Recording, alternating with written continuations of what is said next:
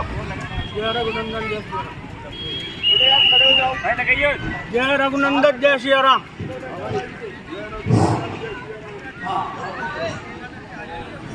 जय रघुनंदन जय सिया राम।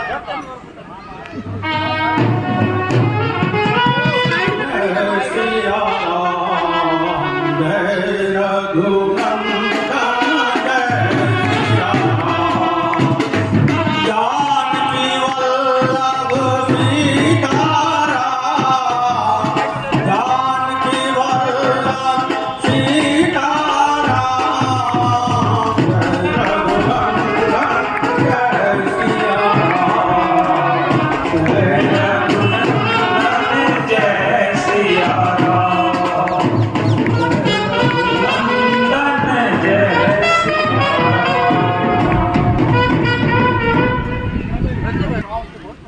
मैं तुम्हारे भक्ति भाव से बहुत ही प्रसन्न हुआ।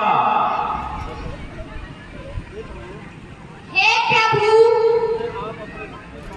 मुझे आप अपने भक्ति का आशीर्वाद प्रदान कीजिए।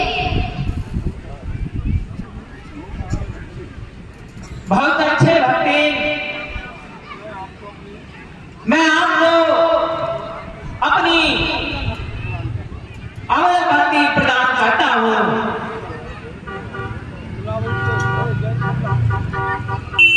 मोरा जयंत तो वो घूम रही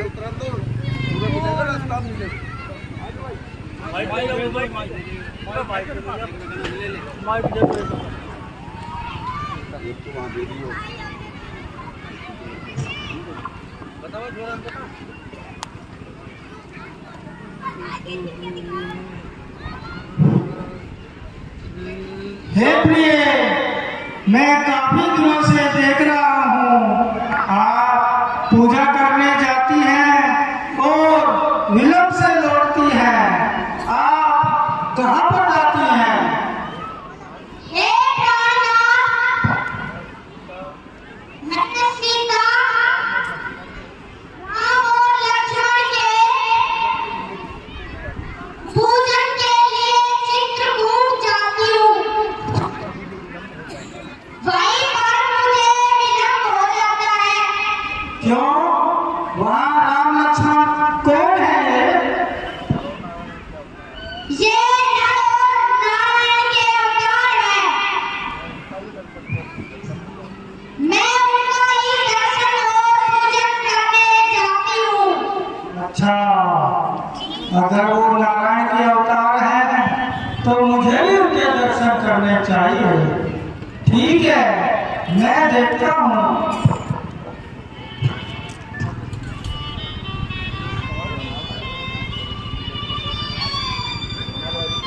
अब मुझे चित्रकूट जाकर देखना चाहिए।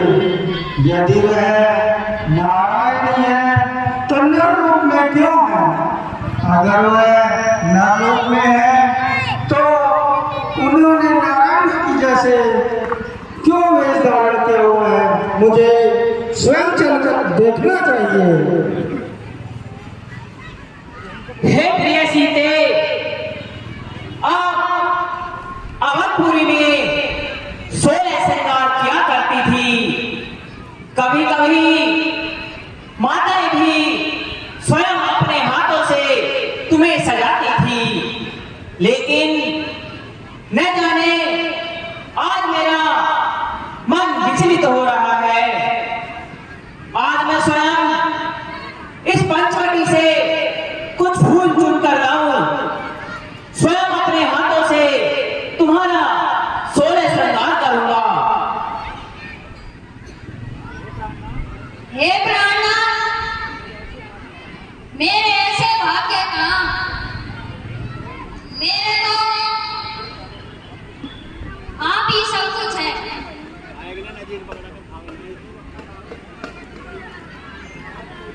हे प्रिय सीते, देखिए यह गजरा मैंने स्वयं अपने हाथों से बनाया है।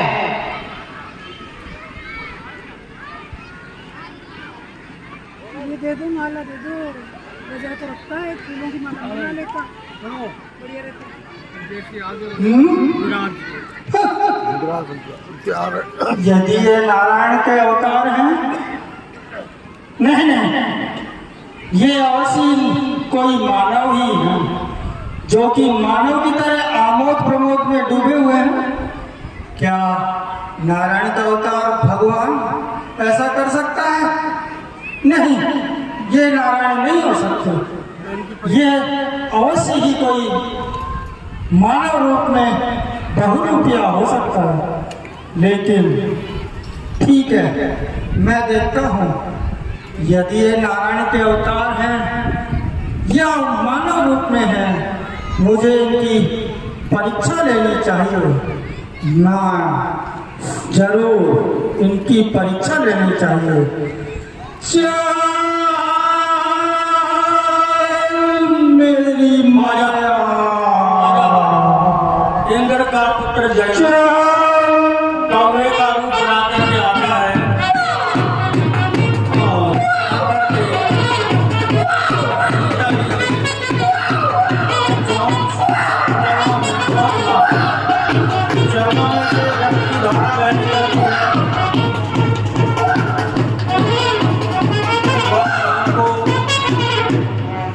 याद होते ही तो पहले आ रहे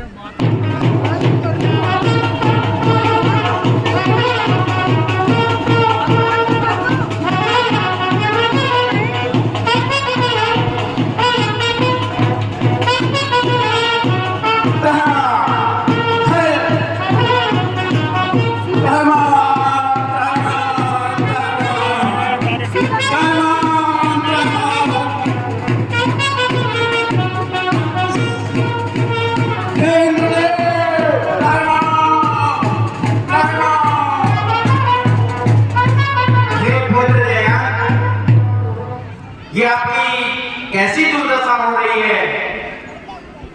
ऐसी दुर्दशा किसने की? मुझे विस्तार से बताइए। हमारे पिताश्री, मैं घूमते घूमते पंचवटी नामक स्थान पर पहुंच गया। मैंने वहां पर नर और नारायण के रूप में राम और लक्ष्मण को देखा, तो मेरे मन में एक कुटिल विचार आया और मैंने उनकी परीक्षा लेने के लिए ये रूप कर लिया। हे पिताश्री, इस बाण से मेरी रक्षा करो, ये बाण मुझे जलाया जा रहा है। हे पुत्र जय, तुमने ये बहुत ही घृणित कार्य किया है। जो सजा तुम्हें नर नारायण ने दी है, उसमें मैं तुम्हारी कोई मदद नहीं कर सकता। इसके लिए तुम्हें ब्रह्मा जी के पास जाना चाहिए। इसमें कोई तुम्हारी कोई मदद कर सकता है। बहुत अच्छा पिताश्री।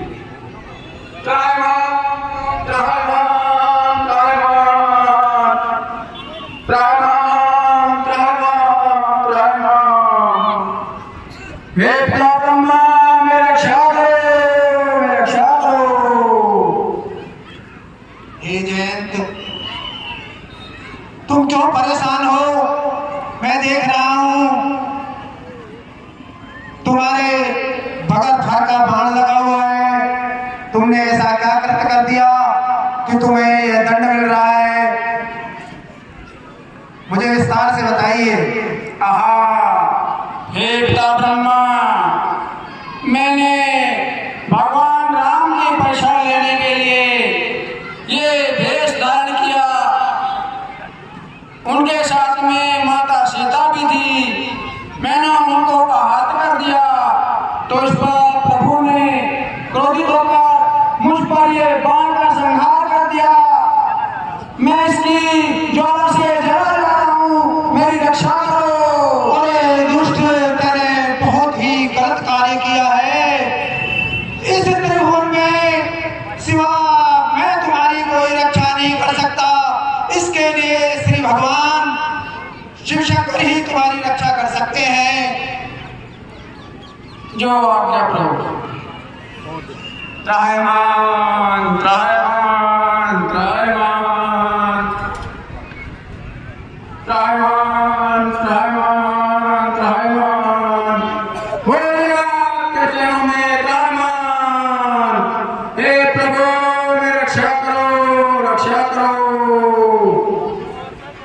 हे जयन, तुम इस प्रकार कैसे परेशान हो रहे हो? मुझे विस्तार से बताइए। हाँ हे प्रभु, मैं आपको क्या बताऊं। मैं वन में विचरण कर रहा था तो मैंने देखा कि प्रभु राम जो कि नर के रूप में अवतरित हैं, वो माता सीता के साथ पंचवटी नामक स्थान पर ठहरे हुए थे। मैंने उनकी परीक्षा लेने के लिए ये रूप धर लिया और माता सीता को अतः कर दिया, तो प्रभु ने क्रोधित होकर मुझ पे बाण का संहार कर दिया। इस बाण की ज्वाला से मैं जला जा रहा हूँ, मेरी रक्षा करो हे भोलेनाथ, मेरी रक्षा करो। हे जयन, मैं इसमें तुम्हारी कोई सहायता नहीं कर सकता। तुमने बहुत ही घृणित कार्य किया है। भगवान से इस प्रकार का कार्य करना अच्छा नहीं होता है। यदि तुम अपना भला चाहते हो तो नारद जी के पास जाइए, वही कोई ना कोई आपको उपाय बताएंगे। जो आगे बोलना नारद देखा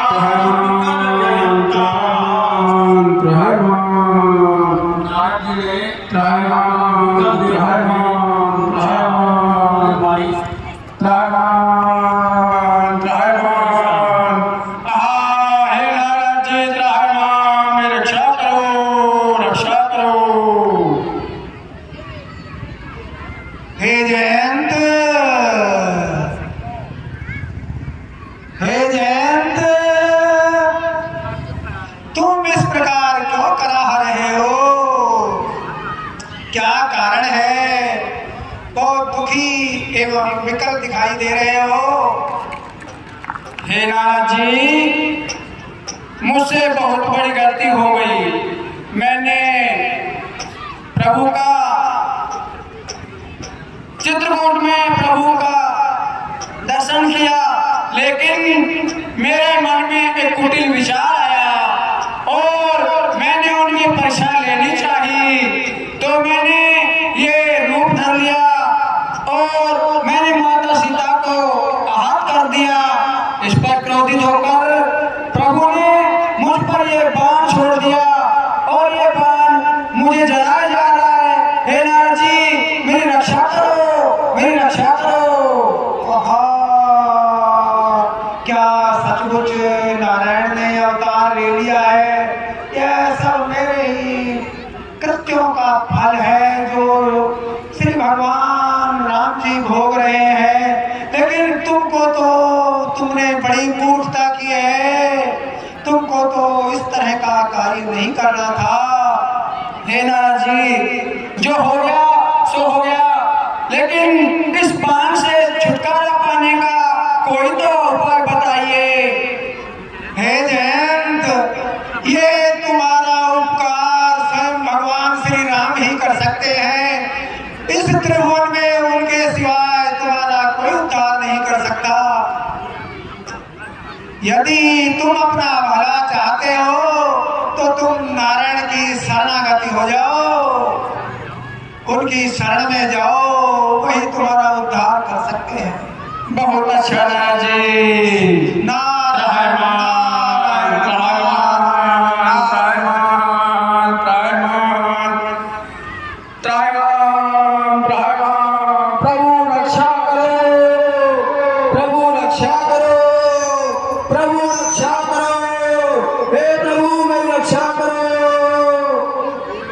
मुझसे भूल हो गई, क्षमा करो प्रभु, क्षमा करो।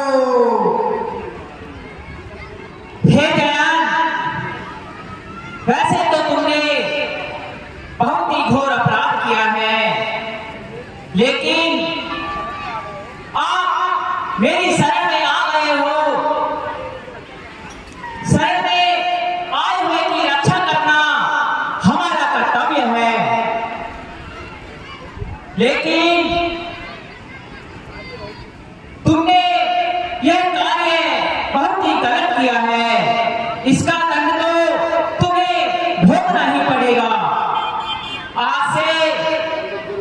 तुम्हारे नेत्र तो दो होंगे, लेकिन इस संपूर्ण संसार को तुम केवल एक ही आंख से देख पाओगे। यही तुम्हारा दंड है। बहुत अच्छा प्रभु, बहुत अच्छा प्रभु, मेरी रक्षा करो प्रभु, बाण से रक्षा करो।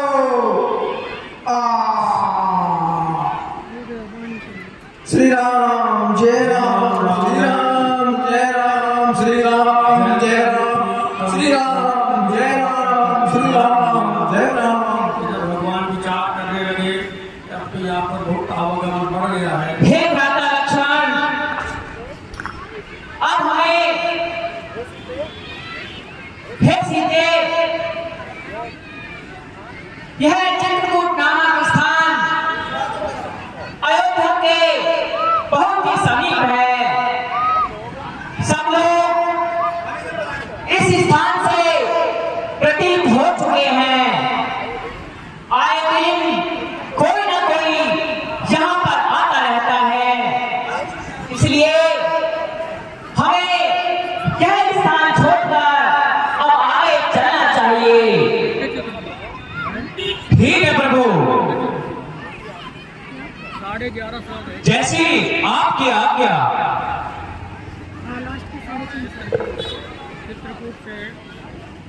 चित्रकूट से भगवान आगे चलते हैं। लगभग 11.5 वर्ष तक भगवान चित्रकूट में रहे थे। वहाँ पर कामदगिरी पर्वत के ऊपर वो भगवत रूप हो गया है।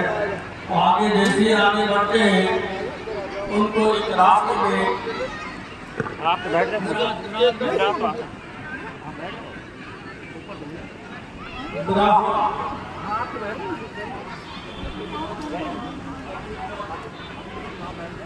रास्ते में एक विराट नाम का राक्षस राजा मिलता है और वो